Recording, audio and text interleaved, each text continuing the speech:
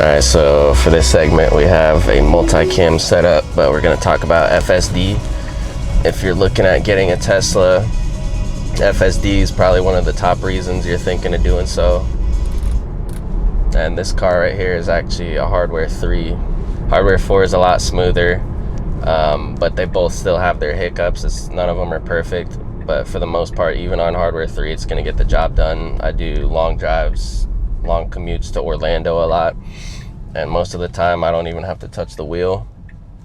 And even here's an example of just FSD stopping at a stop sign. Kind of stuttered a little bit there, but didn't put anyone in danger. It wasn't bad. Just took an extra second to decide if it was safe to go or not. Normally it doesn't do that, but that's just an example of the hiccups right there. Got some pedestrians walking ahead, and they're far enough to where it's not gonna stop, but will stop if there are people walking out into the road. And we just have FSD here on Beachside in Vero Beach, Florida. It's not too crazy, not too many people here. It is Thanksgiving too when I'm filming this, so a lot of people are in. Hey, tint gang, we both got the dark tints. Yes, sir. So hardware 4 will automatically pull into parking lots, and it'll just find a spot to park at. Let's see what hardware 3 does here. Oh, it's doing the same.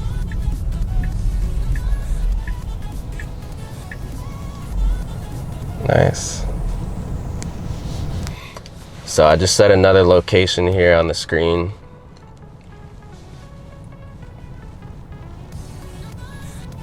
So we're gonna do FSD and go to JC Park. Let's do it. So FSD on hardware 3 actually cannot reverse. So you're gonna have to manually reverse. Not a big deal, but it's just something you notice on hardware 4 vehicles. It's just a small thing that's more convenient. But now that I'm shifted into drive, I'm gonna do the gear stock down. Now we're back on FSD.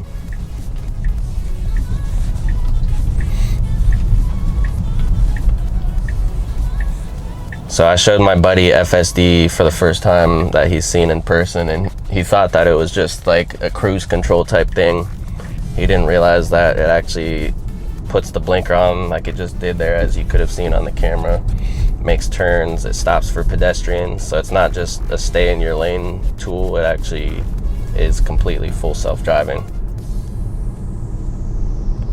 Pedestrian here, it's not stopping for him because he's not in the way, but if there are people out in the road, it'll detect it and it'll stop.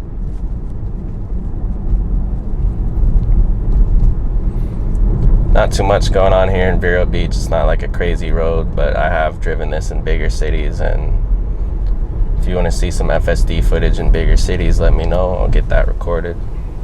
See if these people cross. So we have a little bit of a situation here that a human driver would normally have to do. So the car is pretty good at being assertive, but in this situation, the people decided. So I just disengaged there because it was about to drive into the fence. It probably would have noticed it if I would have let it do its thing. But that's just like an example of where you do need to be paying attention. Could probably run that turn back and see if it would have stopped, but I'm not gonna test crashing my car for a YouTube video. Unless you guys drop a comment, subscribe, leave a like, then we will test it out. So I'm gonna put FSD again on here. So this is actually kind of like a tricky intersection. There's people coming from both ways. The visibility is kind of hard, but you're gonna see how Tesla does its thing here. So I did it pretty well. And I didn't change the destination, so we're just circling back. We'll see if it tries to take us into that fence again. I'll let it get pretty close before I disengage again, so.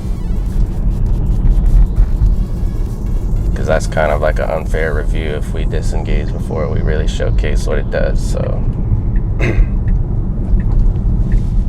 Just be ready to stop it. hey, for YouTube though, we'll go viral if it's like Tesla crashes into fence.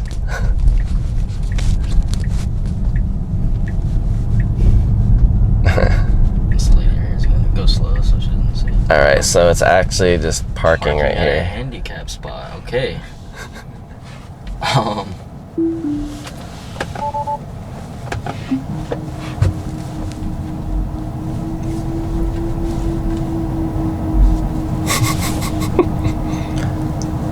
The cameras on here are really nice. Hardware 4 vehicles have even clearer cameras, but this right here, especially if you're coming from a car that doesn't have cameras like I was, that's really nice.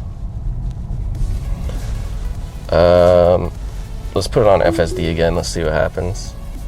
The destination's right here, so I think it's trying to take me into this parking lot now. So you kind of got to give it direction, because it just kind of figures out what the best thing to do in that moment is. It's not going to always be the same. Take me to Nino's.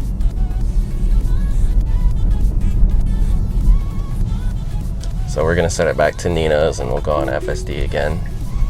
So we'll do round 2 of this turn here. There's no cars, so it's just going to be pretty straightforward. There is some bushes there where visibility is hard, so it's going to kind of slowly creep out to make sure it does see the car, but sees it coming at a speed where it knows it can just get in front of it fine. Did stutter a little bit there, but made the turn. So yeah, FSD is definitely going to be one of the top features you should be looking at if you're considering a Tesla. That's kind of like the whole point of a Tesla, to use the FSD.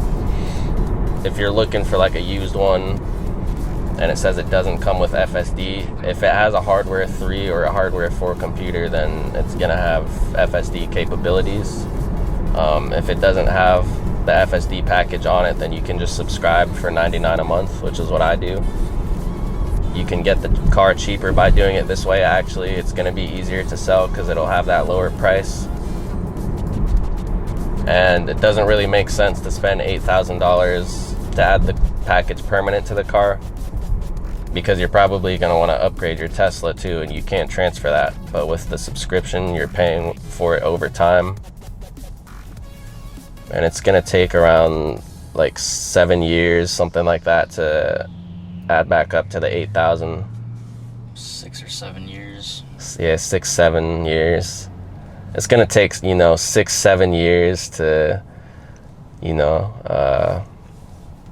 pay for the package. It's going to be 6